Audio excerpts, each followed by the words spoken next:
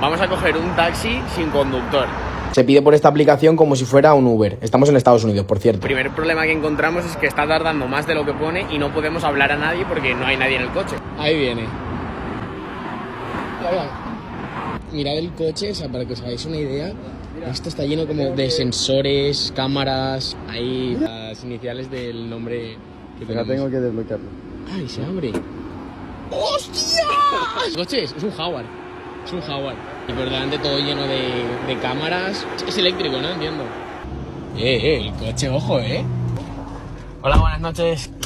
Han hecho aquí la pirula, de poner el cinturón para que no pite. Start right. Aquí le doy, ¿no?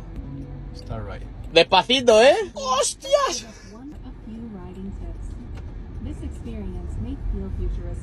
Es una pasada porque frena en los baches y todo, ¿Has visto?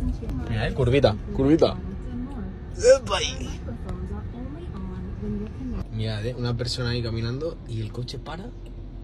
Porque si no, no lo llevamos por delante. Qué pasada, tío. Qué bien conduce, bro. Semáforo en rojo y paradita de mi hermano. Pues conduce mejor que muchas, Ey, es broma. Mirad, aquí sale todo lo que pasa, en plan, ¿ves? Se nos acaba de poner un coche detrás, lo pone. 2 coches al lado y todos los coches de adelante y todo, bro. Además los clava, mira.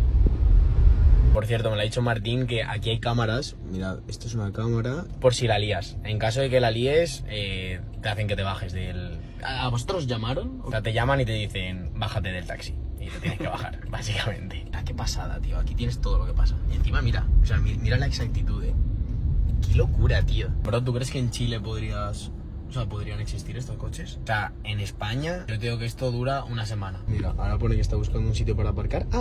Mira, se aparta un poquito para que los coches pasen por al lado y ya está, y nos bajamos. Increíble. Un día más viviendo en un capítulo de Black Mirror. Por cierto, se llama Waymo.